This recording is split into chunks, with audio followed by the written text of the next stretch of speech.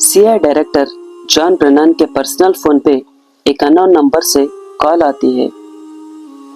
Collar की आवाज सुन के लगता है जैसे कोई बच्चा हो, लेकिन उस बच्चे ने ऐसा कुछ बोला जो हर किसी के होश उड़ा दे।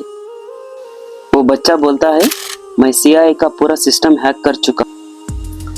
अगर ये कॉल किसी आम आदमी को जाती तो शायद प्रैंक कॉल समझ के इग्नोर कर दिया जाता, लेकिन बात हो रही थी दुनिया के सबसे पावरफुल इंटेलिजेंस एजेंसी सीआईए के डायरेक्टर की। और सिर्फ फोन करना ही नहीं, उसका पर्सनल नंबर तक किसी के पास होना एक बड़ा शौक था। ये सब किसने किया था? यह कहानी है दो टीनेजर्स की, एक इंग्लैंड का क्रैकर और एक अमेरिका का डिफॉल्ट, जिन्होंने मिलकर सीआईए के सिक्योरिटी सिस्टम की धज्जियां उड़ा दी थी। पर क्यों और कैसे? चलिए पूरे स्टोरी सुनते हैं। एक लड़का जिसे हम डिफॉल्ट के नाम से जानते हैं, वो वीडियो गेम्स के दीवाना था। उसने ऑनलाइन गेम्स जैसे काउंटर स्ट्राइक के रूल्स हैक करके अपने हिसाब से मॉडिफाई करना शुरू कर दिया। बेसिकली वो cheating tools like cheat sheet बनाता था। उसकी इंस्पिरेशन थी एक एनोनिमस हैकिंग ग्रुप, एनोनिमस, जो दुनिया भर की हेडलाइंस में रहता था। उनका मिशन था इनजस्टिस के खिलाफ आवाज उठाना, हैकर्स की दुनिया का रॉबिन हुड। डिफॉल्ट ने भी छोटी मोटी वेबसाइट्स हैक करना स्टार्ट कर दिया, लेकिन उसका ड्रीम था कुछ बड़ा करना, एक नेटवर्क में जोड़ के मास लेवल हैकिंग करना। इसी बॉटनेट में एक दिन कैनेडियन मेडिकल कॉलेज का एक कंप्यूटर मिला। डिफॉल्ट ने उसे हैक करके स्टूडेंट्स के 9 मिलियन से ज्यादा फाइनेंशियल रिकॉर्ड्स एक्सेस किए और उसको डिलीट भी किए। पूरे कॉलेज का सिस्टम क्रैश हो गया। यह तो बस शुरुआत थी। जब डेनमार्क में एक कंट्रोवर्शियल लॉ पास हुआ जिसमें एनिमल्स के साथ सेक्सुअल अब्यूज लीगल डिक्लेयर किया गया, तो डिफॉल्ट को गुस्सा आ गया। उसने डेनमार्क को ऑफिशियल वेबसाइट्स हैक करके उन पे लिख दिया, क्या आपको पता है आपकी गवर्नमेंट एनिमल्स के साथ अब्यूज की परमिशन देती है? इतना ही नहीं, उसने इस लॉ के सपोर्ट में बनी हर एक वेबसाइट को बंद कर दिया। वर्ल्ड वाइड आउटरीच के बाद डेनमार्क ने लॉ वापस ले लिया, लेकिन इसका क्रेडिट चला गया एनोनिमस ग्रुप को। डिफॉल्ट को लगा उसकी आइडेंटिटी ओवरशैडो हो रही है।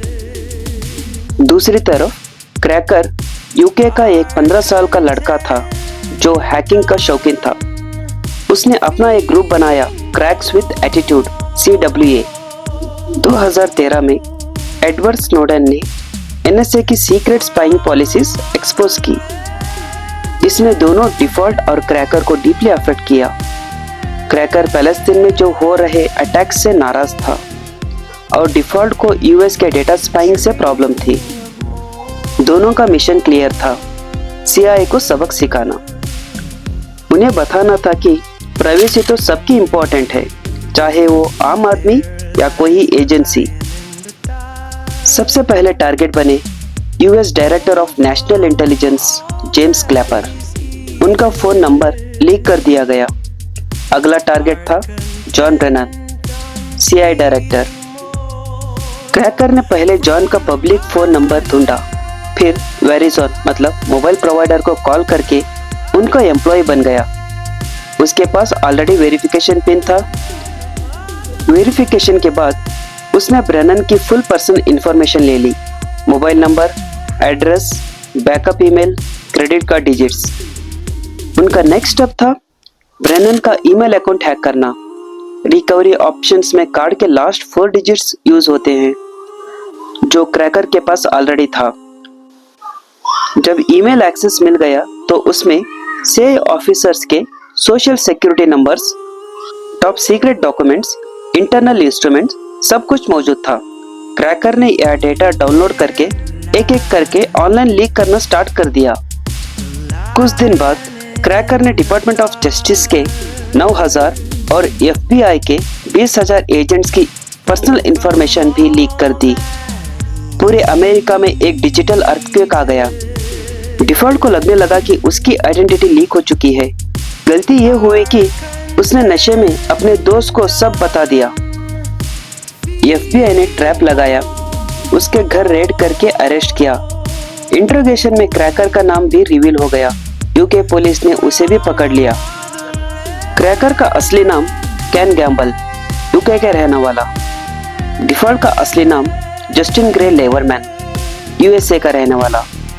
केन को 2 साल की जेल हुई क्योंकि वो माइनर था। जस्टिन को 5 साल की। आज दोनों जेल से बाहर है। तो दोस्तों, यही थी दुनिया के पावरफुल एजेंसी को हैक करने वाले 2 लड़कों की कहानी। आगे ऐसे ही इंटरेस्टिंग वीडियोस देखने के लिए हमें सब्सक्राइब कीजिए।